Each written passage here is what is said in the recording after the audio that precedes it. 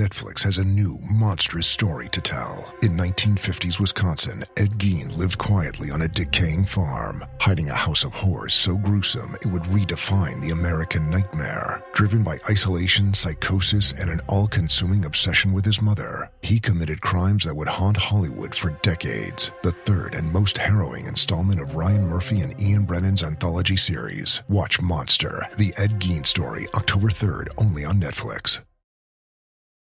This episode is brought to you by LifeLock. Between two-factor authentication, strong passwords, and a VPN, you try to be in control of how your info is protected. But many other places also have it, and they might not be as careful. That's why LifeLock monitors hundreds of millions of data points a second for threats. If your identity is stolen, they'll fix it, guaranteed, or your money back. Save up to 40% your first year. Visit LifeLock.com/podcast for 40% off. Terms apply. All right. What you William, let me ask you a question. got? Okay.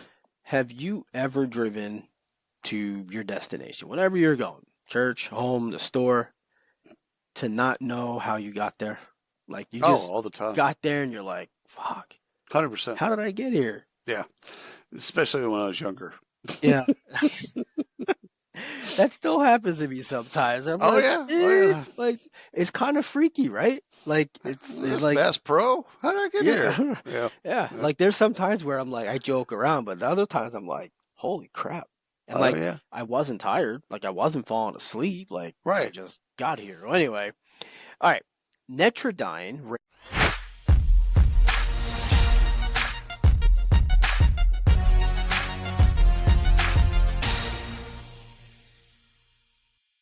Ready? Do it. That's right. What is going on, everybody? Ryan Leary, William Tinkup here with another episode of The Barf. This is a look back at the week that was, so you can be prepared for the week that is. We're back, William. I know. It's We're like we back. never left, actually. It kind of feels that way. I kind of feel every time I see you, you're sitting in the same chair. I know. Same paintings. I got to move them around. I got to do something different there. Got to. Big happenings today. Oh, yeah. My Philadelphia Eagles are getting ready to trounce Mark Pfeffer's Washington Commanders. Redskins. It's okay. Yeah, I know. It's still difficult to say Commanders. It doesn't even sound right. You know, during the SAP event during this past week, another Eagles fan, she said Commanders, and I literally, it didn't register for me. Yeah. For a minute, 'cause I'm like, who? And I'm like, it's the Redskins. And I've actually had someone call me on this before. Like, you can't call them Redskins. I'm like, okay, so let's talk through this. Let's talk through history. I'm a member of the Cherokee Nation, so I'm actually two, I have a master's degree in American Indian Studies. If anyone on the planet can fucking call them the Redskins, You qualify. I can. So I'm not going to call them the Commanders or Commandos or whatever the fuck they're called. Commandos. Not going to do that. You call them whatever the hell you want this week. Beat them. They are not going forward. Although I'm kind of feeling like the Chiefs are going to go forward, but I would love to see an Eagles Buffalo Bills Super Bowl. That would be cool. That would be a great game. But it's going to be a tight game this week. It is. Their quarterback's badass. Yes, he is. He is. I don't buy this thing. You're a rookie. You can't win. You can't play in a big game. This guy is good, man. They really did good. one thing right, and this is the guy that's right. But Jaden isn't Jalen. The Reds, again, it's the same thing with the Cowboys. Mm-hmm. They got rid of a dysfunctional owner, Mm-hmm. and then they brought in some professionals. And in bringing in professionals, they worked their first 4 rounds of their draft last year are all starters. Mm-hmm. And then they went out to the free agent market and got a bunch of talent. Yeah. It's not shocking how they're good. No, they're gonna be. It'll be a tough game. I'm gonna call I hate saying this. 27-24 Birds. Yeah, I could go with that. Ideally, it's like 27-7. Yeah, but we're gonna go be realistic. Y'all have it's a home game, yeah. Yeah. Hoping for terrible weather. I mean, they have terrible weather. Y'all are like 2 hours from each other, so it's not that big a deal. No. However, terrible weather. That then lessens the throwing game. Yeah. Well, either way you look at it, It's a Birds win. I So know it drives you crazy, but I don't hate that. We got to hustle to get this done so I can get in position to eat. 100%. Eat my wings. So, all right, let's do it. All right, do not look at ChatGPT when I tell you this. Okay. So between 2020 and 2023, with the S&P 500 executives, what would you think the increase would be for non-white share of executives? Like the increase between 20 and 2023. 20 and 23? Yeah, well, I'm going to go 2023. 34%. That'd be 5.3%. Wow. I thought I was I thought I was actually targeting a low number saying that. No. So I had the exact same. This is at the Wall Street Journal, so you can go take a look at it there, read more about it. It actually is fascinating on some level. I'm not sure why I thought it would be double digits like you. I guess maybe that's hope. I hope that it would be. I mean, we're caring and empathetic humans. 100%. I'm guessing that all the DEI programming and investments over those years helped. I'm hoping, again, that it helped other levels, entry level, mid level, but it doesn't look like it impacted the executive level, especially for the S&P 500. But that is a 5.3. That's an ant bite. Yeah. That is not a good thing. So, yeah. Anyhow, go read the article because, it's great journalism. And I think for those that are pro DEI, they're going to be their hearts are going to be broken. Those that are, say, anti DEI, they're going to look at it and say, yeah, no one cares. So there you go. Depending on your perspective, so to speak. All right. So I got one here. All right, bring it. Stripe. Yeah. This is a funny one. This one cracks me up. You try and make it through without laughing? So it's funny, but it's not. It's not funny because 300 people were affected by a layoff, right? So we'll just get that out. Mm-hmm. So that's never good. Mostly in ops and product roles. Wow. But 300 people, that's a sizable cut to Stripe. But how they did it, this isn't like, oh, let's do everything over Zoom. Like these guys, they said it was a mistake. Okay.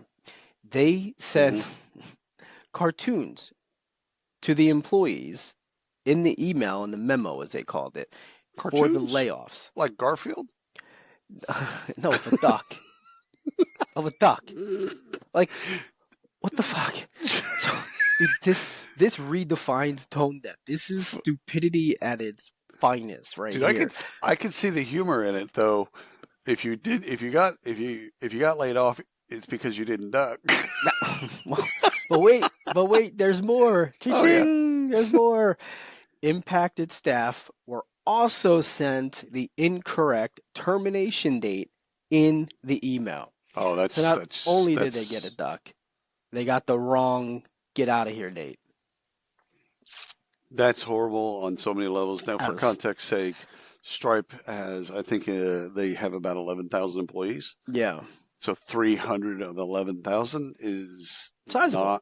Not really. So, but it's 300 human beings were impacted. Mm-hmm. That's really what the important part. They're impacted in both ways. You get a duck, and you got the wrong date. Okay. It doesn't matter if that was just 20 people of 11,000. Yes. It's just the fact that it happened. Someone should take better care of those things. So. Yeah. You don't get to make these mistakes as an executive. I don't think this was humor. I don't think this was trying to be funny. I think this was potentially being funny prior to it going out, and then an internal bit. Yeah. Sit around like, hey, why don't we put ducks in it? Look, we got a bunch of lame ducks. Ha ha! Like these are the losers, right? I get it, right? There's the humor, the dark humor in the back, and they forgot to. Someone hit play. Whatever, man. Is what it is. Sorry, guys, but that hurts. You gotta do better. All right, Master agrees to pay $26 million class action settlement in a race and gender discrimination lawsuit. So this is actually New York Times. So you can go and take a look at it and read the article, etc. So the company was accused of underpaying 7,500 female, Black, Hispanic U.S. employees compared to their male white colleagues doing the same work. So let all that kind of set in. Mm-hmm.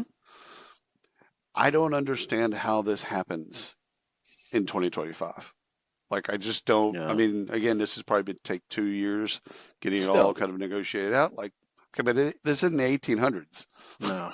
Or even 1900s. Like, these are the same positions. You're paying one group of people more than another group of people. Yeah. $26 million. It's not based on skills. Like, this isn't based on skills. That was the argument of 10 years ago. This is just discrimination. It is, yeah. Oh, and good. And they're getting smacked for it. So you know what? 26 million. There you go. That's a bar tab for them, but still. All right. Well, with President Trump being inaugurated earlier in the week, we could do an entire show on all of his executive orders that have impact work. Not the other stuff, but a lot of them do. A lot of them do. A lot of them do. We should. We should do. Maybe let it settle for a couple months. But basically, the bit that I wanted to kind of bring up today, and this is from Reuters, so you can go read about it yourself. President Trump names acting heads of the EEOC and NLRB, the agencies responsible for enforcing discrimination protections and protecting employees' rights to organize. So, those two agencies, we talked about it, I think, 2 or 3 weeks ago, that, hey, listen, when Republicans get in power, this is what happens. When Democrats get in power, this is what happens. So change, that's not unusual. No. That's the shift and the change. Like right now, the Democrats, technically, until all this plays out, they have a 2-to-1 majority. And it'll be a 2-to-1 majority Republican. Marvin Kaplan would lead the NLRB. Andrea Lucas would act as chair as the EEOC. Both Republicans, not unusual. Both support Trump's vision for how these agencies should be run. So get your popcorn ready.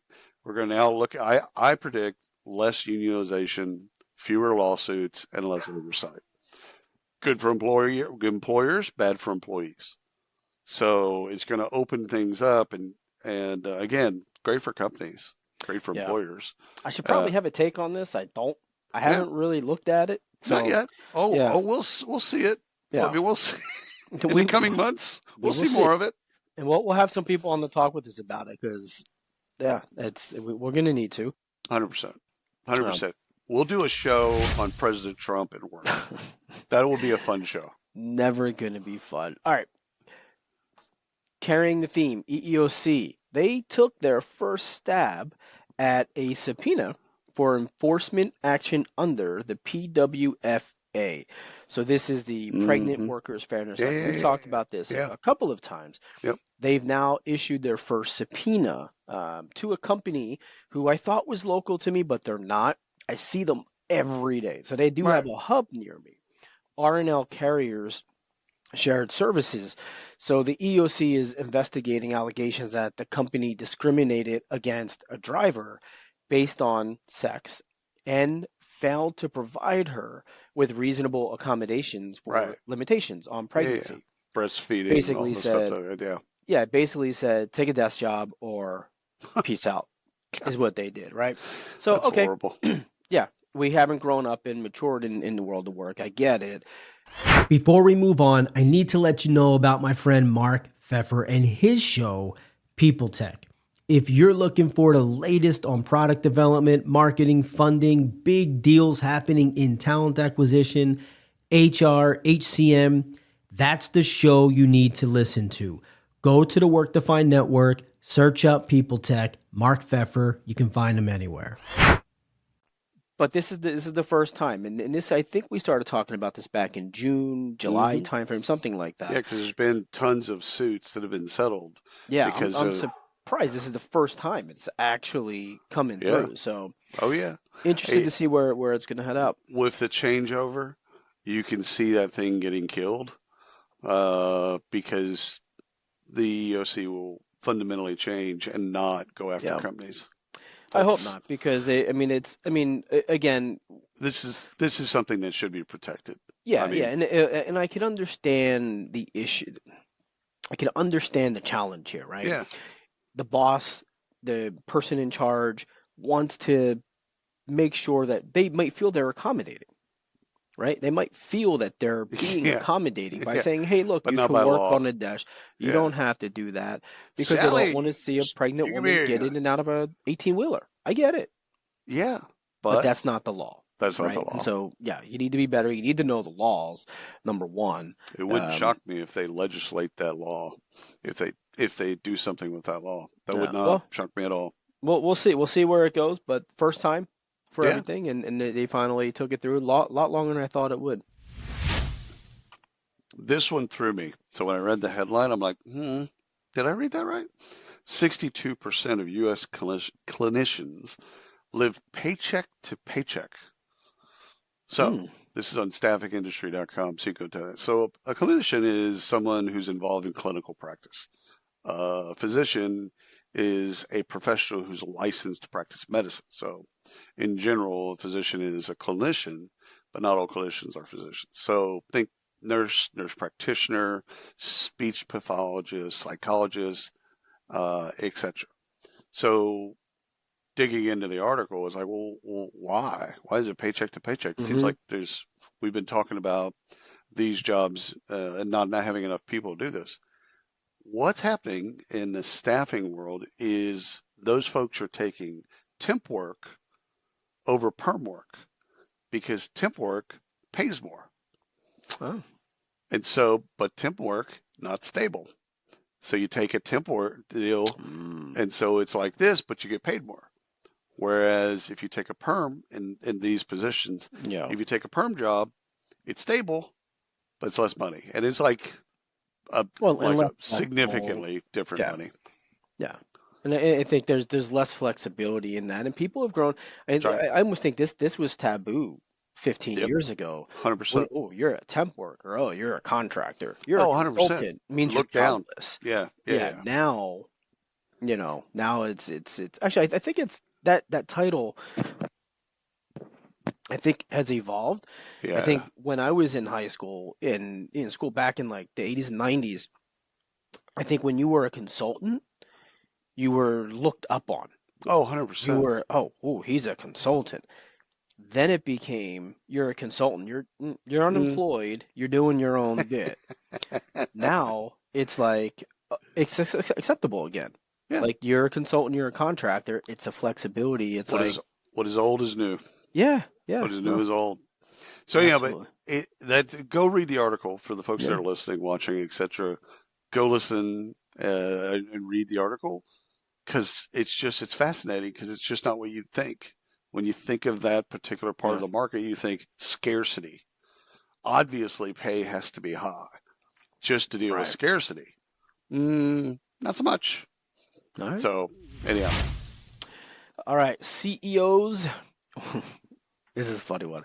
CEOs will be the last to manage all human workforces, says Mark Benioff. Benioff.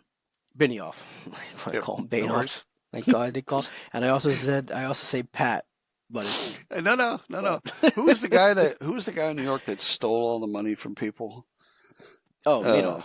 Madoff. That's what I heard when you first said it. Yeah, no. Yeah, no. I totally just butchered Mark Benioff's completely different. All right, very, very different. Yeah.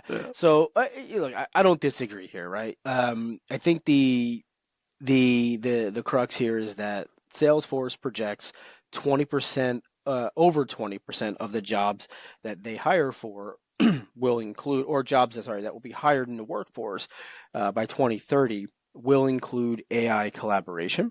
Yeah, and they're investing in that too, and heavily. And global AI adoption rates, will with 90% of enterprises investing in AI solutions in that same time frame. Yeah. So what he's saying is, managers are no longer going to be normal, regular managers of old.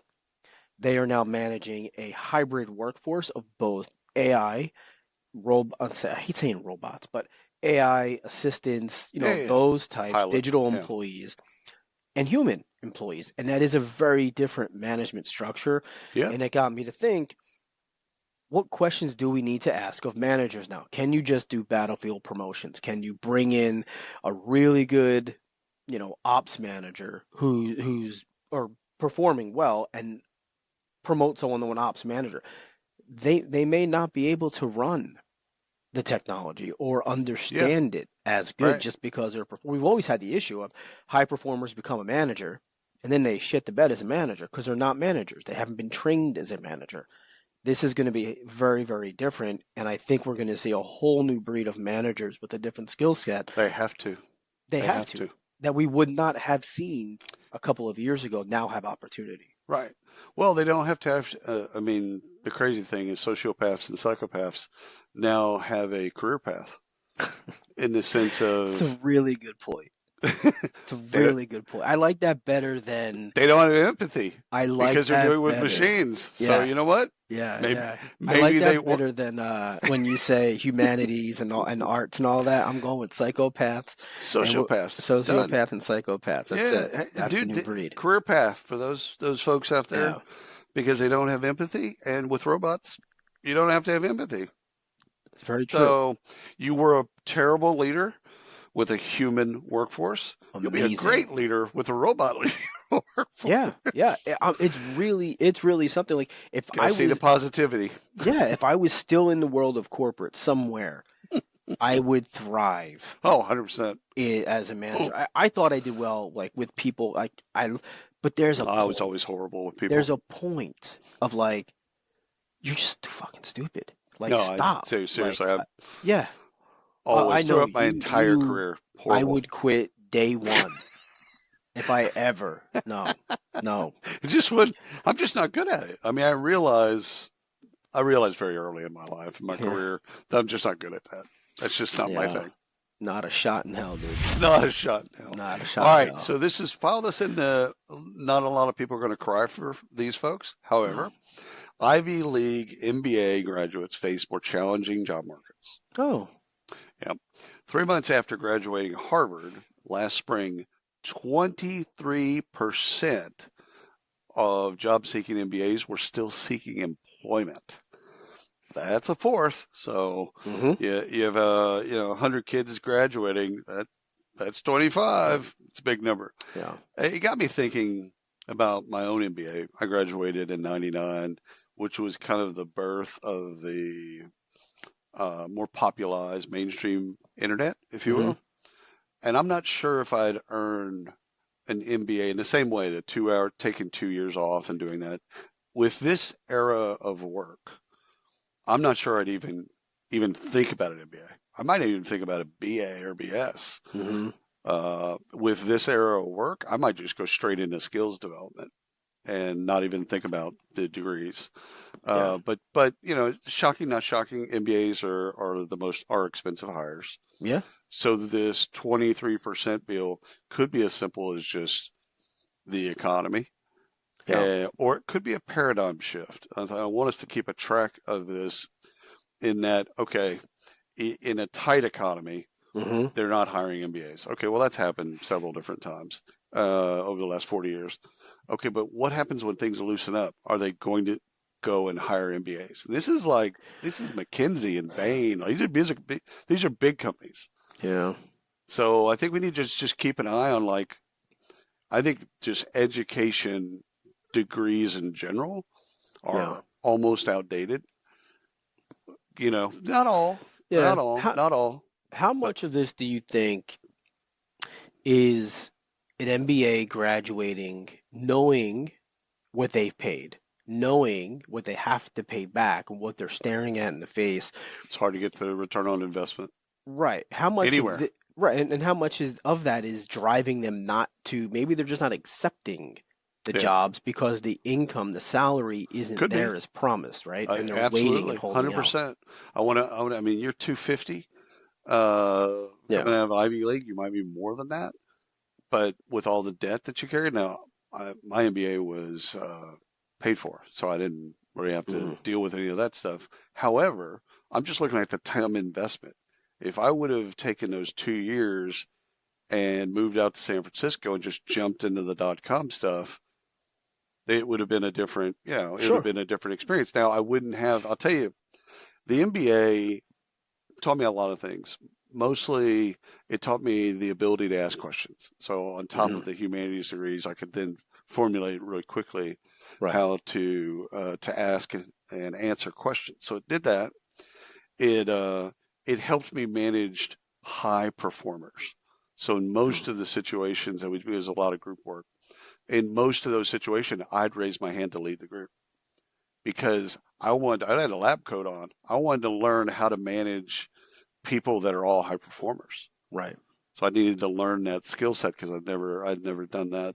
But it's also frameworks, things like that. But it's a degree, to some degree, it's a degree in common sense. Like I learned most of what I know about business from Walmart.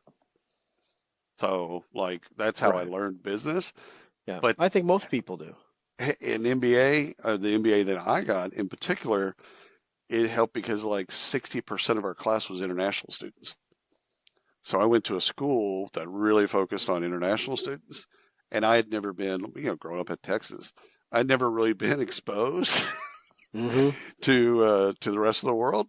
So, and I knew that. That's actually one of the things that drew me to Case is I wanted to be around people from all over the world. Right.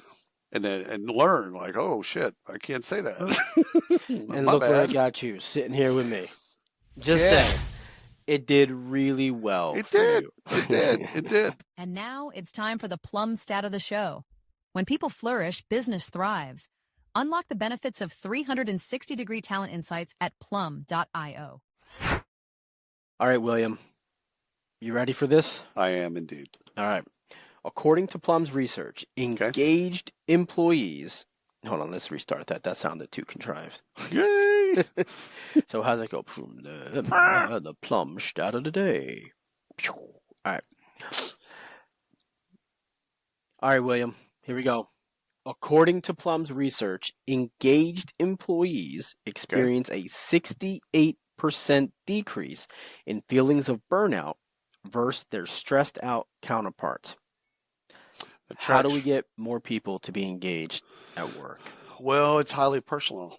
So engagement is not a cookie cutter. Yeah. It's not one thing. So what makes you engaged is not going to make me. So it's really different. It's really difficult in this sense. It's by person, by that moment of time. Meaning you can't just blanket and go, okay, we're going to run this program and everyone will now be engaged. You have to understand the drivers and the motivators of that particular person at that particular moment, which changes like we, change our socks.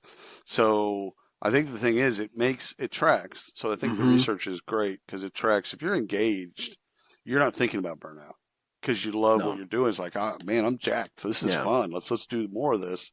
You're not thinking about I'm working 80 hours. Yeah. Do you have to love what you're doing to be engaged? No, you do not. Yeah, I don't think so. No, you just got to be inspired. It's got to be fun. If you're like in it, you and I have done this with work before. You jump into something and you lose time. Yeah. That's engagement. Now, do you love the company? Do you love your boss? Do you love the job? Maybe not. But for that moment, you lose time. Like years ago, actually all of my life, when I play pool, when I shoot pool, it's the only time that I lose time. I could totally see you in a pool hall. Dude, I've been in a pool hall all my life. Cigar. Yeah, 100%. All my life. An old fashioned or something like that in your hand. Grew up in a pool hall. I can play one-handed. I can play one-armed. Not so good. I'm one of those people.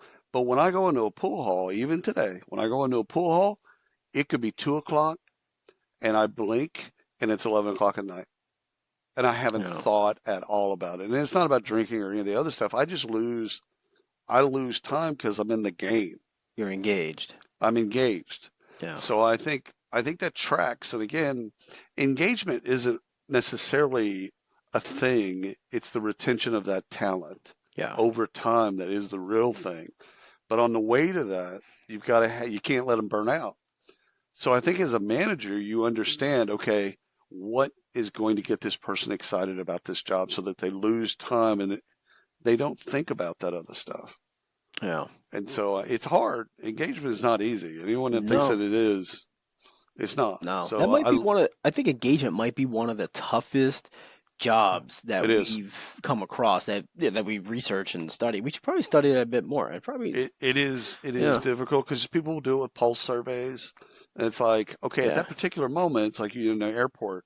I came out of security, smiley face. Boop. Yeah. All of a sudden I go down to, the terminal and the flight's canceled. Sad face. It's like at that moment, there's a Polaroid. I'm happy. And so it's got to be in real time. It's got to be personalized. And that is very difficult. But I do like your idea about losing time and just being interested in the work or the project or who you're working with, like whatever it is, just be losing time. So I love it. I love the research. Good for Plum. And there you go. The Plum stat of the show. I love my experience at Case. Cleveland, not as much, but no. All right. Case, yes. All right. Let's get some acquisition talk in here. What do you got? I think we got 3. So Snappy acquires swag gifting startup Cover with two V's, COVVER, as it rolls up these players. So this is on TechCrunch, so you can go and put Snappy or Cover, and you'll gather that. So what you have with this acquisition is a corporate swag giant swallows up a competitor. And you could say they augment each other, but really they were doing some of the same stuff. So something that for the audience to nibble on is the corporate gifting world. Swag is about $260 billion. It's a big one. Yeah. It's a big one. Snappy works with a ton of the Fortune 1000. Solid acquisition. I really love it for both teams. Yeah. And it looks like they have a good partnership anyhow, so good for them. Yeah. It really is. It's an interesting market. Yeah. And if you get in there and play with the softwares, I love it. I love picking my gifts. Did you say softwares? So I did. I said it purposely this time, though. Oh, okay. I just want to see if you caught it. All right. I didn't say it purposely yesterday, though. Or Friday, or Thursday, whatever it was. I'm like, software, did you just say software? I couldn't help myself. Like when you said it on that live stream. Yeah, it was Thursday, yeah. Did he just say softwares? I did. Like we work together. Software is one of the words that I constantly throughout my life just said. Softwares. Well, all these mices. All these mices and these deers running around. I was confused. Is it horsies or is it just horse? All right, let me get back to ServiceNow. ServiceNow plans to acquire a company called QN. So this is a workflow play, right? So ServiceNow. And so QN they really do some cool things. And so they help improve customer experience. This is where they work in customer experience. They look at all the interactions across chat, voice, email, all the different channels that customer interactions come in through. And they analyze that. How do we make it better? How do we make it quicker? How do we make it, how do we treat our customers better? That's real-time insights. That's a great acquisition. Yeah. Oh, it can help with sales. It can help with support. Everything. Sales, support, across the board. And obviously with ServiceNow, it's a workflow deal. So I like it. I'm excited for it. I didn't see any data on cost and all that stuff. I think it's more of a plan at this point. Yeah, they don't acquisitions. They don't really. Yeah, it's not their bit. They don't want to release the numbers. Yeah, but keep that stuff.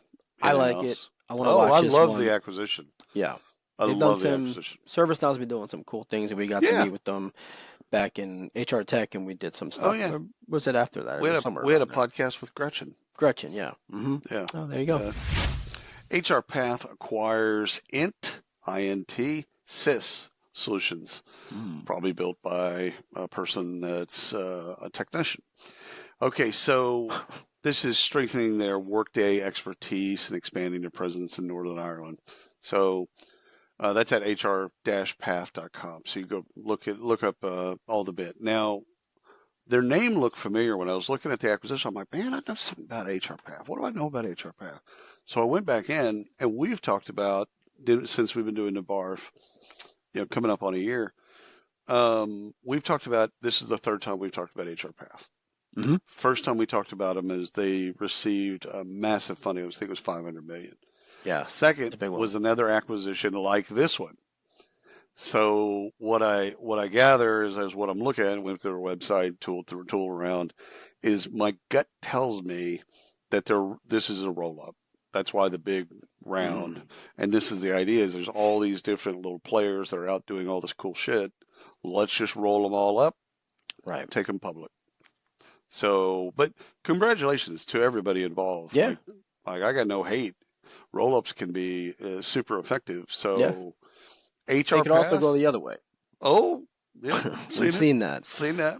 But take a look at HRPath for the audience. Take a look at them and just kind of see what they're doing. All right. HRPath. I'm going to check it out. All right. HR. I'm going to move our attention to research and talk about some things that are going to make us smarter or sadder in this case. All right. Nearly half of employers eye potential layoffs in 2025. Yes, that sucks. So this one I found on resumetemplates.com. It came through some searching I was doing. Yeah. Which is actually a pretty cool site. They do a lot of good research. It's surveys, but they do a lot of good stuff like that. They do, and it's right up their alley. But it's actually a pretty cool site. I'm not sure I'd buy a resume template though. No. Wondering what they're going to be doing. I mean, exactly. They're surviving, I guess. It's a good time to change the name to something else. Yeah. So anyhow, 46% of employers are considering layoffs in 2025, and they're calling this an inflation, recession, fear-driven workforce pivot, in air quotes. So that's that. 46% are bracing for the layoffs. 1 in 4 leaders cite rising operational costs as the reason. Yeah, that's easy. Yeah, that's an easy excuse. I think, just like what we learned with Stripe, out of the failure of what they did, it's 300 of 11,000. That's just a shift in that could be just as easy as like, okay, we're getting rid of some players to then add a players. What we don't know in that scenario is they let go 300, but they added 600 in a different role and doing something different, etc. Correct. But the story is they laid off, and the way they did it, both with cartoons and with the wrong date, that's just dumb. Yeah, but I think that's important. You bring up an important point, though, and it's one. I know we talk about the layoff stories because people want in our industry, they want to know this, and they would need to know this, right? Especially in certain sectors. But there is another side to layoffs. Layoffs aren't always a bad thing, right? Companies are in the game to make money, right? If companies aren't there, we're not here, kind of, right? Like, well, I guess we're here, but it's the game. Yeah, it's the game, and so you're right. That's the only game. Yeah, like if you want to be a hardcore capitalist, the only reason companies exist is to make money. To make money. That's it. But 300 go if they're going to hire 600 more. Right. Right. So I mean, it's not, and those 300 could be highly underperforming. That's right. That's what. Not everybody that gets laid off is Well, that's make that very clear. Get that. Well, like you and I have talked about this. Turnover, not a bad word. Regrettable turnover. Regrettable turnover. So what we don't know is are these regrettable layoffs? Like, are these people they really want to keep, but just budget? They just couldn't keep them. Okay. Nope. But I think that'd be a good area for us to study. Regrettable layoffs. I think the thing for us is when we looked at it, I think when Trump was elected, actually, somewhere around there, we looked at COC growth with a Republican dominated Congress, Senate, and President, Supreme Court. They see growth. So what's interesting is you see layoffs now, and then you think to yourself, you know what? We're going to see a rise in recruiting, crazy rise in recruiting, because companies they haven't for 3 years, and they're going to need to hire. Now, they're not going to hire the same people they were going to hire 3 years ago. They're going to hire people that have these new skills, like Benioff was saying. So Not paying off. Made off. What? Keep walking. Right. 40. Nothing to see here. So, 46% of U.S. employees would quit their jobs if they could not work remotely. I'm gonna call BS on that before we even go further. I think that's a lot of people talking hard. You all need jobs. Shut it, dude. I first of all, I had to say, this is at Pew Research. .org. So if you want to go read the whole study, fascinating stuff. I just plucked out one thing. I call bullshit on it in the same way. So first of all, it's a considerable number, 50%. Yeah, that's legit. I'm assuming that what this is really is about white collar professional jobs, not blue collar jobs, right? Well, yeah, because they can't work remotely. Yeah. Okay. So are these the same? Now this is what I really want to get your take on. Are these the same people that are scared that their job will be augmented or automated out of a job? Probably a good chunk of them, yeah. I think probably a good chunk. Why would that number be that high if they fear losing their job? And I don't have any. I don't. Entitlement. COVID has entitled us to not want to go to work. I mean, if I stood up right now, you don't want to see what I'm wearing. Like that's just no. I'm just kidding. I'm actually dressed. I always wear the same shit, shorts and a sweatshirt. But I do. I think it's entitlement, and I think people grew to love being at home. And now, when generational, but also when you break it down, white collar, blue collar, etc. Yeah. Most of our white collar workers work for, well, not most, but I say you have a good chance of working with a global or international company. Yeah, right. And so you see your colleagues and counterparts in the UK, in London, in India, like there's a designer that we work with. She's on vacation now, and she doesn't get back till February 17th. I don't hate that at all. No, I don't hate that, but when's the last time you did that? 2010, summer of 2010. Well, that's a long time ago. It was. Right? Surprised it was forever ago. But it was a forever ago, right? Like, and I think what's happening is now this is the revolt, right? COVID forced us quicker to be at home. I don't want to go back, and I want these benefits. It's the clash of automated and augmented jobs being lost, right? Yeah. So we know that's, I mean, everyone's saying the same thing. Like, okay, some jobs are going to be lost, but it's also going to create a lot of new jobs. Yeah. Okay, but if RTO is like a deal breaker for you, okay, what are those folks going to do? I mean, are these the new entrepreneurs? No, and they're going to complain that the economy sucks. They're going to be jobless. They're going to not be able to pay their bills, and then they're going to go have to work somewhere and not get paid enough because they can't get a job. I'm laughing, but I don't disagree. Right? I don't disagree at all. Then they're going to say, well, the incomes are so low. Salaries are... You had a job that paid well. You decided not to go. I get it. When I go to an office, I don't want to, but if I had to... Yeah, dude, I'm getting in the car and going to the office. Especially if you've got responsibilities, you got kids, wife, luxury cars, private school, whatever the bits are that you do, your hobbies, etc. You do whatever the hell you got to do. Do what you got to do. Sometimes humble pie is good. Could be. All right. So what else? Whatever. That's my cancellation for today. 100%. Workers will job hop for better pay in 2025. This is a study from Robert Half. So according to Robert Half, 44% of U.S. workers are eyeing, in air quotes for those that are not watching, greener pastures based on a slightly higher salary. Number of 60% are chasing higher salaries. I don't hate that. No, and that's the way it should be. Especially if you're a high performer. You've hunkered down for the last 3 years, and all of a sudden now there's a little bit of a bump, and you want to kind of get back out in the market. Yeah. You know what? A lot of people still subscribe and believe strongly that you have to move up, you have to move out. So if you really want to move up, you go. This is in the ad agency world. Historically, you don't stay with the same agency. You do account manager. Mm-hmm. Then you go over here, become a, and then you just kind of keep going to different firms to kind of get to that place. Yeah. Well, you've always drawn. I don't know why I'm giving you more credit here. You but should not do that. It hurts me sometimes to fucking Never do this. do that. But you've always compared this to free agency. Yeah.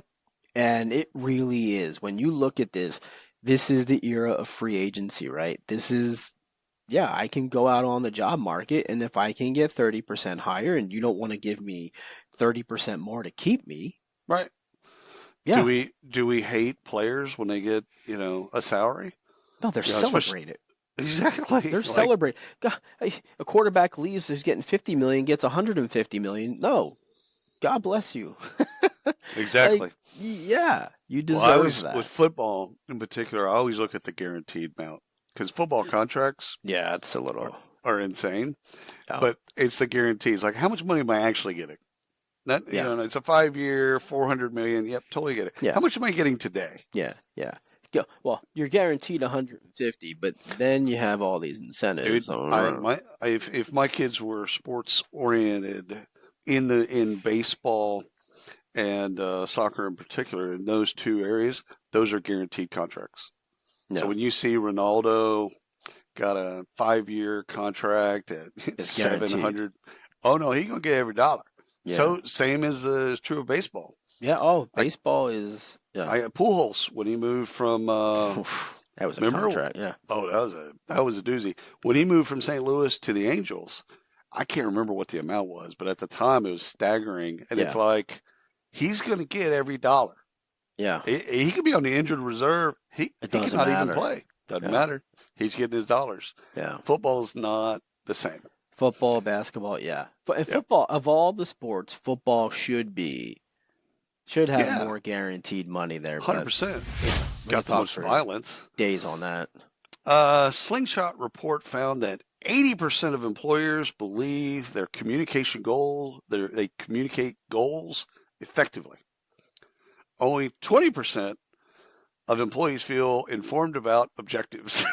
Wait a minute. All right. 80% of employers say we do a hell of a job. 20% of employees say, yeah, kind of, maybe. No, not. Yeah. So this is on WorkLife News, WorkLife.news. So this is the 80-20 rule that you've learned through your life, 20, but in a really awful way. Yeah. And this is the disconnect that we've seen play out in a lot of different ways.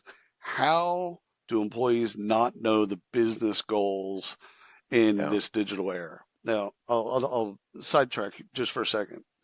When I worked at Walmart, I started at Walmart when I started like as a buggy clerk, as a cashier. So I started at the bottom, moved to the top, like Drake. I was just literally singing that in my head when you said that. You know what I'm saying? So the thing is on the end caps of every end cap in Walmart back then, they'd have a dot on it, and it would say what the margin is. Mm-hmm. And so we do, this is really going to date me and it's going to kind of make fun of me, but every morning you do the Walmart cheer.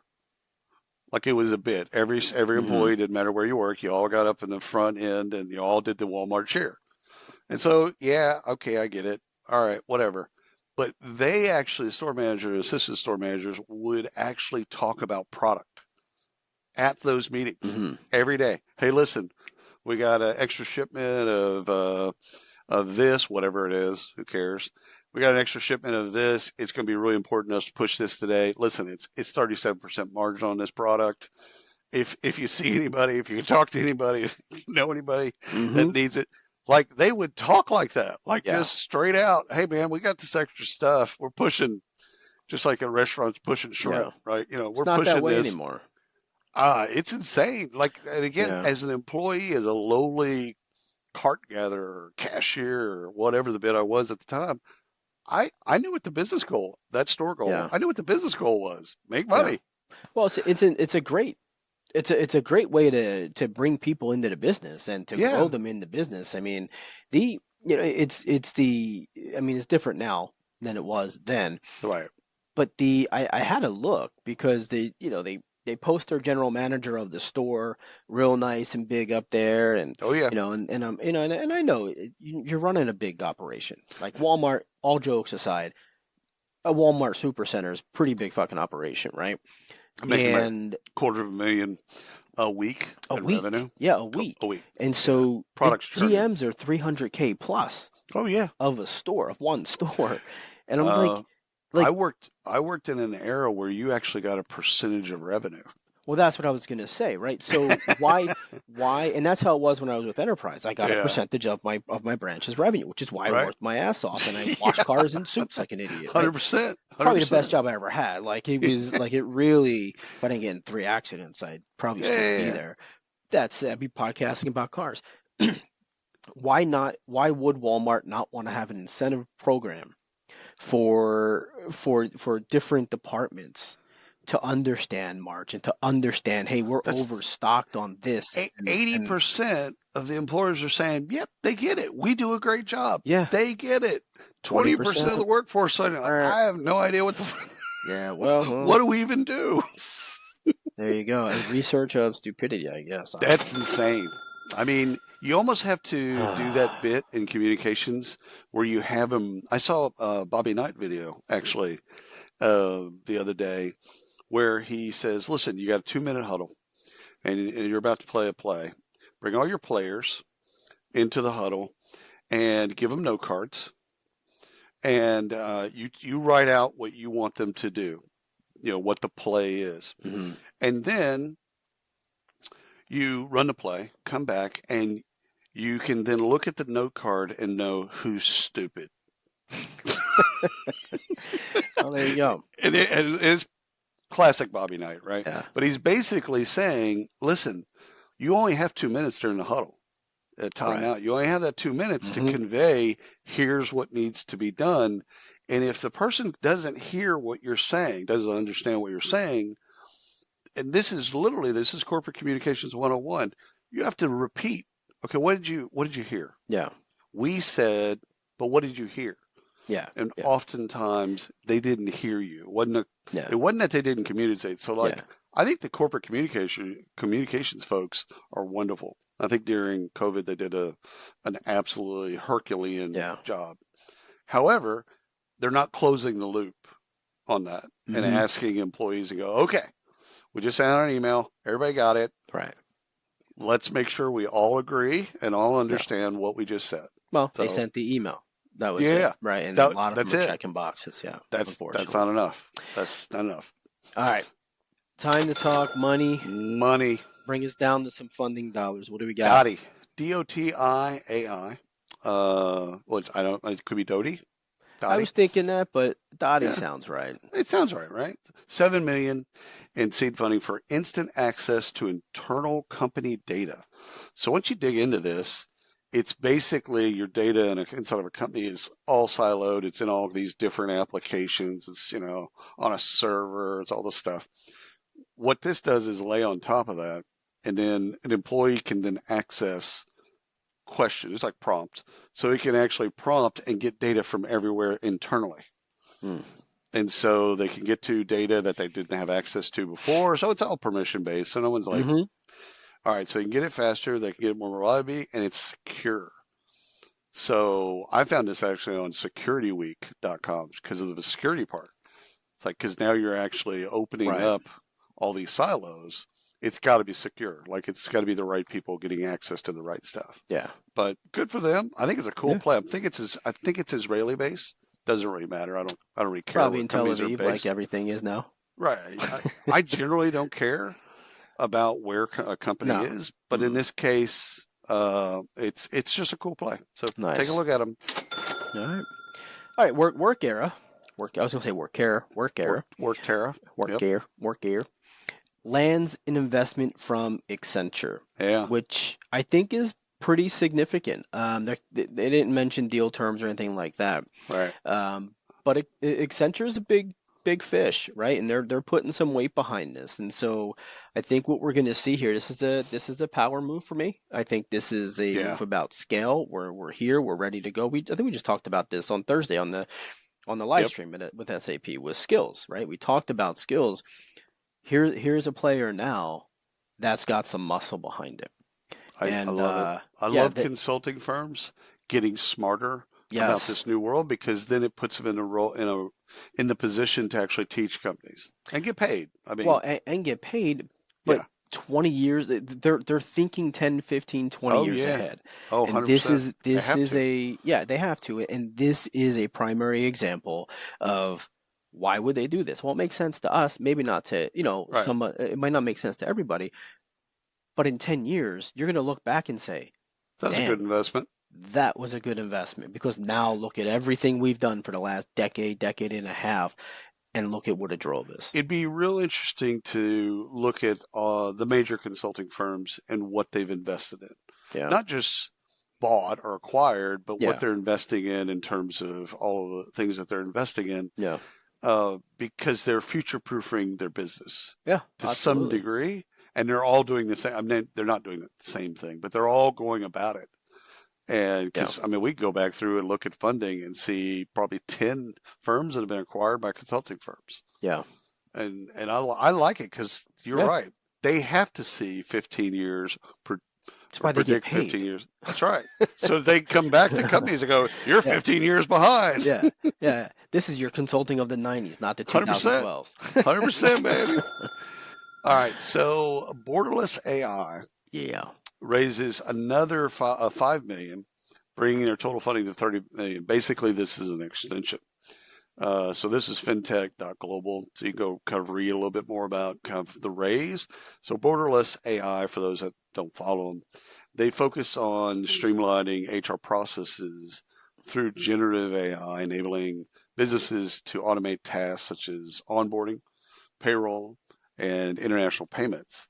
Mm-hmm. What I've been looking at with Borderless AI and other kind of their competitors is what other processes are they going to tackle? Yeah. So this was, I think it was a $22 million raise at one point, or $27 million raise.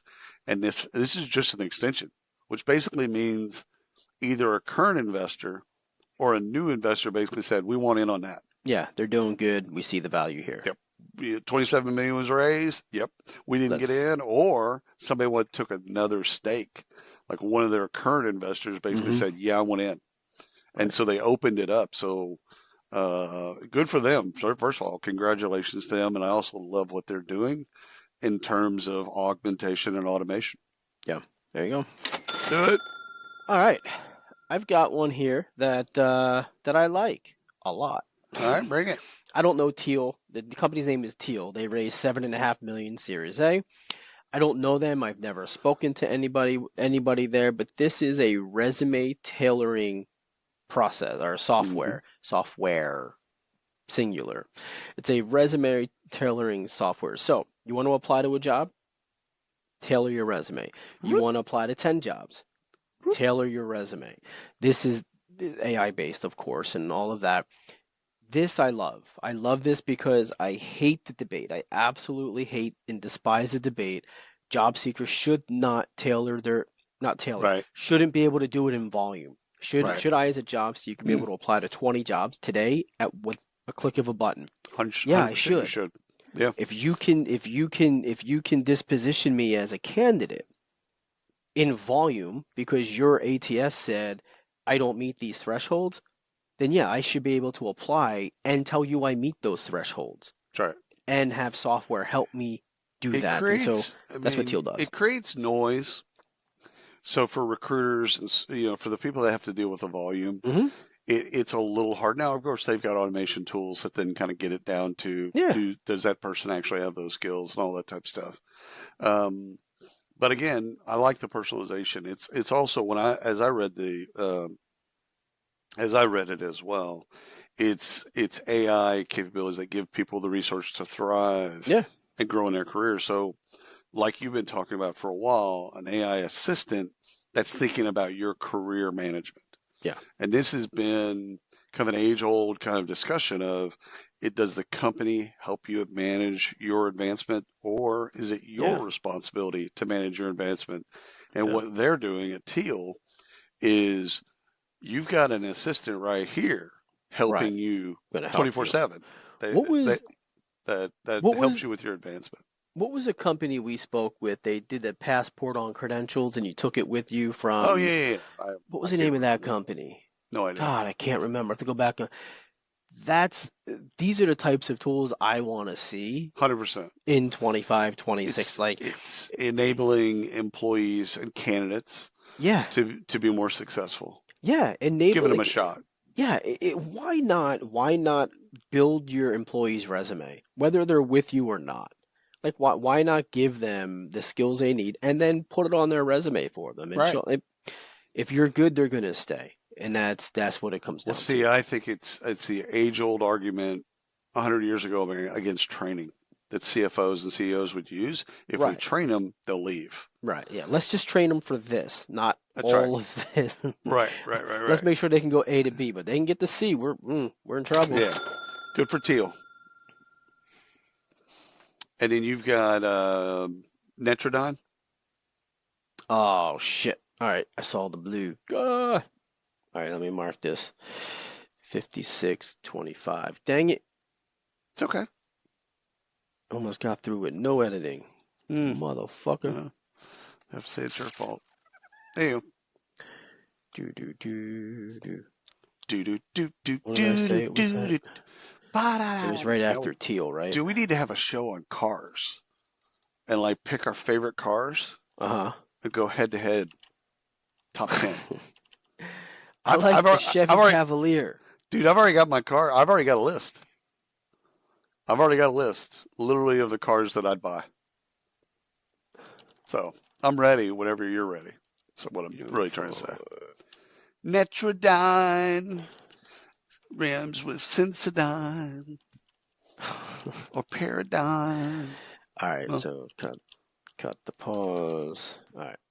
After Teal and before Netrodine because you forgot where you were. Yep. Yes. Well, I didn't put that. I just said after Teal. All right. Okay.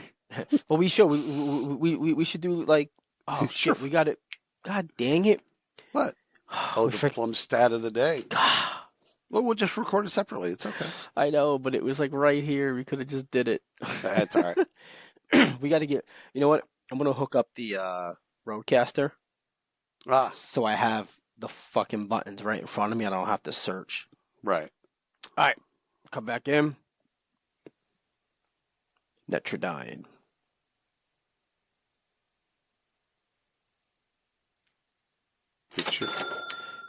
All right.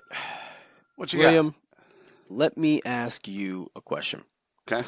Have you ever driven to your destination, wherever you're going, church, home, the store, to not know how you got there?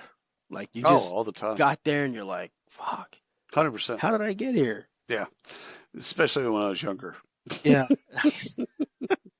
That still happens to me sometimes. I'm like, it's kind of freaky, right? Like it's like Bass Pro. How did I get here? Yeah. Like there's some times where I'm like, I joke around, but the other times I'm like, holy crap. And I wasn't tired. Like I wasn't falling asleep. Like I just got here. Well, anyway, all right. Netrodine raised $90 million in a Series D funding. Okay. So Netrodine keeps drivers safe and fleets safe. They do a whole bunch of stuff. I just want to focus on this one thing, though.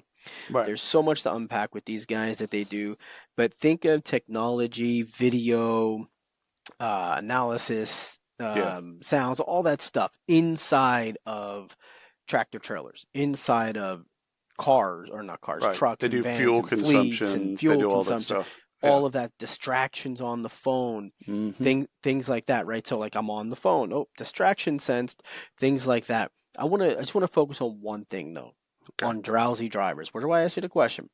So for drowsy drivers, they trigger an alert by measuring what they call micro sleeps.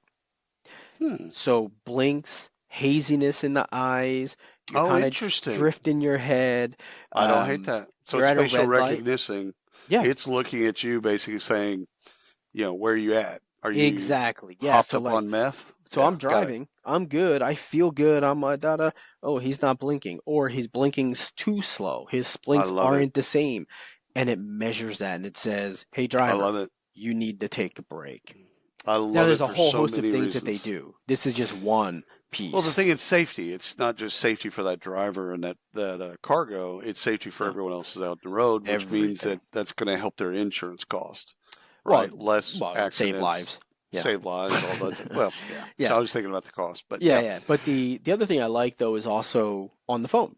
So if you're on your phone, it'll recognize it as a distraction, or if you're playing with the radio too much, it's a distraction. If you're playing with the window too, like everything, not just radio's on your. It's like you should be able to get to it on your wheel. Yeah. On your wheel, right? Yeah. Or through your voice. Distracted driving, to me, because I grew up in an era of drinking and driving. So, like drinking and drugs and driving, drowsy driving. I think distracted driving is the totality of the other three. For me, I think it's the future. So that I love tools like this that basically you're talking about drowsy, which is fantastic. But you can now blow into a tube and do a breathalyzer, whether or not you're drunk or whatever. To start your car. To start your truck. So I love this. And again, some privacy people are probably going to say, well, that's a little bit too much, etc. Not if you want to drive their 18-wheeler that's worth $15 million. Well, a lot of them are technically their trucks that they... owner operator, sure, right. Yeah. But it's their cargo. Yeah. Yeah, it's their cargo. Yeah. So good for them. I love that play. I would have never seen that, so that's cool. I do. I like it a lot. Leap Expert, that's with a X, PERT, raises $20 million to enhance... This is funny because we just talked about this. To enhance enterprise communication governance. So this is fintech.global, so you can go and take a look at the article. So this is Leap Experts communications platform.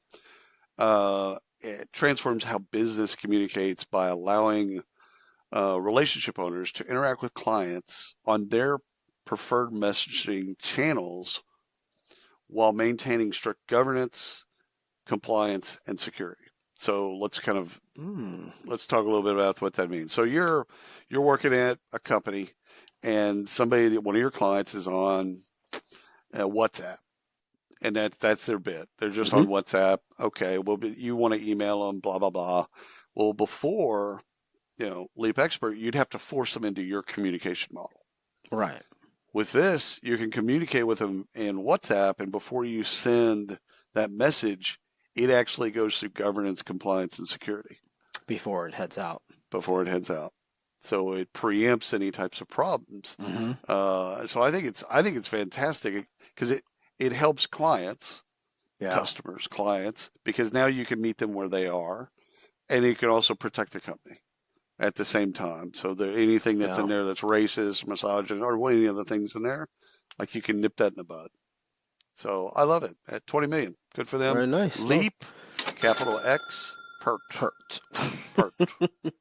That's it. We're done. We barfed it out. We're good. We did. It is time to go see a big W, which I'm going to do, and chow down on my wings. Well, dude, I hope they win because I hate the Redskins more than I hate the Eagles. So that's good. I appreciate that.